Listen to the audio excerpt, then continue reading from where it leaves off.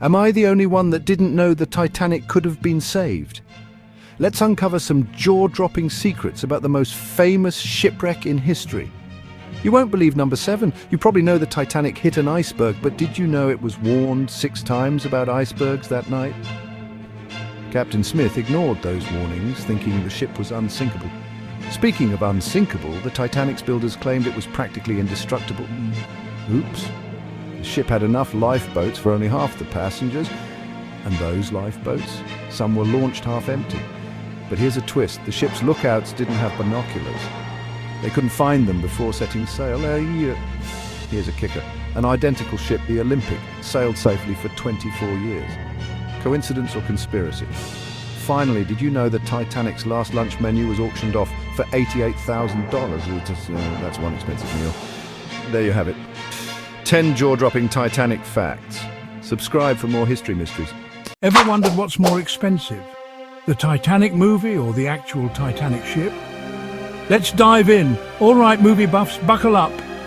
The production budget for James Cameron's Titanic was a jaw-dropping $200 million. Yep, you heard that right, $200 million. Now get this. Building the real Titanic back in 1912 cost about $7.5 million. When you adjust for inflation, that's around $150 million today. So the movie cost more to make than the ship itself. Just imagine, all that money went into creating stunning visuals, groundbreaking effects, and of course, that unforgettable love story between Jack and Rose. Next time you watch Titanic, remember this fun fact.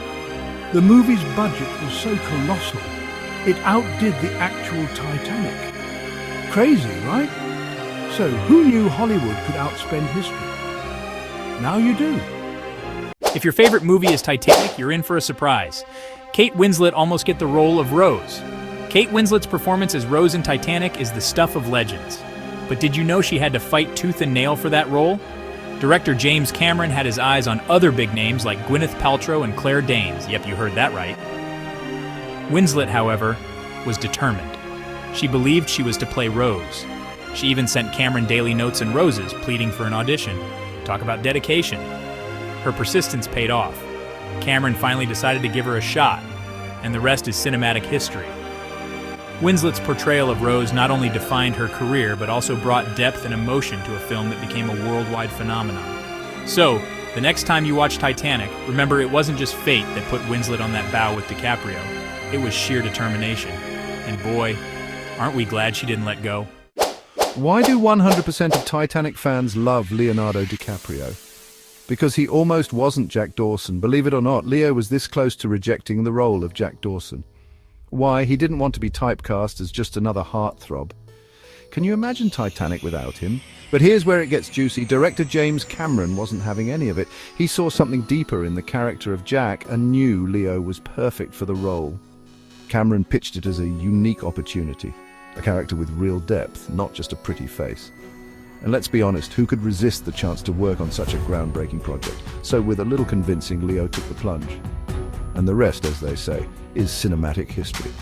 Titanic became one of the highest grossing films of all time, and Leo's portrayal of Jack Dawson, absolutely iconic.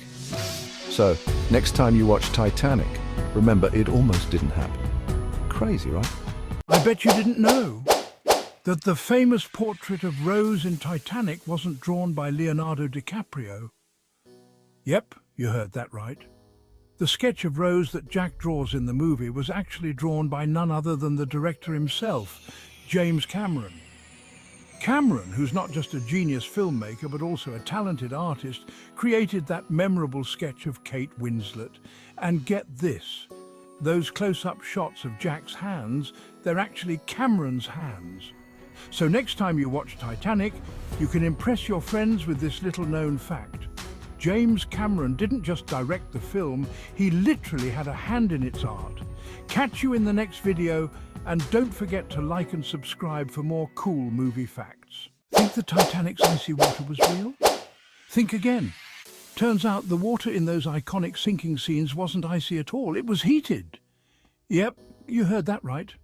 The filmmakers warmed it up to keep the cast from turning into human popsicles.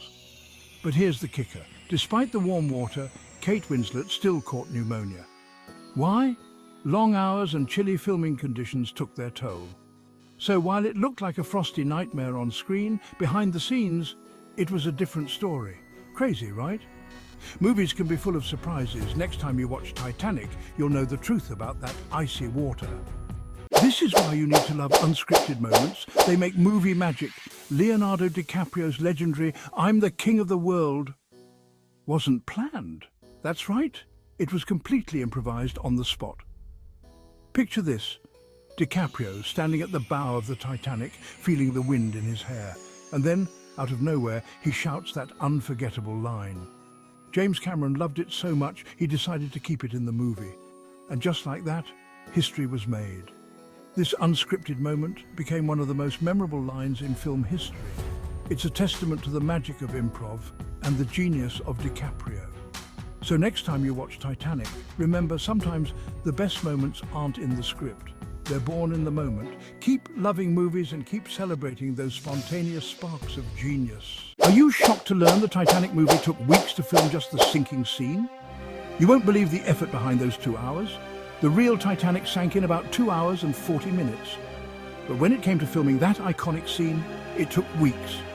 Yep, you heard right. Weeks of meticulous shooting, planning and reshooting. Can you imagine the actors? Hey, can we get another take of you freezing in the Atlantic? Talk about commitment. Director James Cameron wanted every detail perfect. From the water flooding the decks to the ship breaking apart, and every moment had to be just right. So next time you watch that scene, remember, you're not just seeing a ship sink. You're seeing weeks of hard work, dedication and movie magic. Kind of makes you appreciate the popcorn you're munching on, huh? Now go re-watch it with newfound awe. What I wish I knew before watching Titanic for the 100th time, the movie's most famous song was never supposed to be there.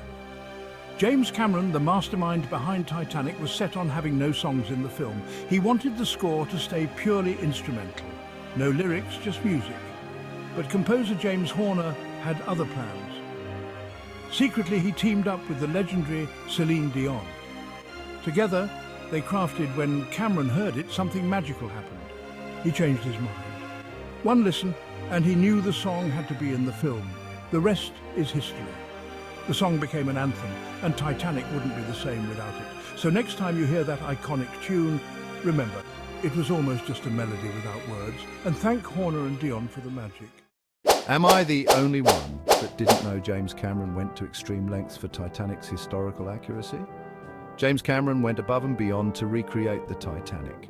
We're talking about hiring historians to ensure every detail was spot on, from the decor to the fine china. Everything was meticulously researched. Imagine this, the dining rooms, the grand staircase, even the lifeboats were all designed to match the originals. They even recreated the exact patterns in the carpet. Cameron's dedication didn't stop there. He sent divers down to the real Titanic wreck to capture footage and study the ship's layout. All this effort was to make sure you felt like you were aboard the Titanic in 1912. So next time you watch Titanic, pay attention to the details. You'll see the passion and dedication that went into making it one of the most historically accurate films ever. That's the magic of James Cameron. He didn't just make a movie, he brought history to life. You need to hear this if you're a movie buff. Titanic's journey didn't just end at the iceberg, it smashed through the box office. In 1997, James Cameron's Titanic didn't just sail into theaters, it stormed into the annals of movie history. This epic romance drama captivated audiences worldwide, blending heart-wrenching emotion with groundbreaking special effects. But here's the kicker. Titanic became the first film ever to gross over $1 billion globally. That's right, it shattered records and set new benchmarks for cinematic success. Fans flocked to see Jack and Rose's tragic love story, not just once, but multiple times, fueling a box office surge unlike any before. For over a decade, Titanic held the crown as the highest-grossing film of all time. It wasn't until 2009, when Cameron's next blockbuster, Avatar, sailed past it, that Titanic's reign finally ended. From the depths of the Atlantic to the pinnacle of box office glory, Titanic's legacy is truly unsinkable. And that, my friends, is movie magic at its finest.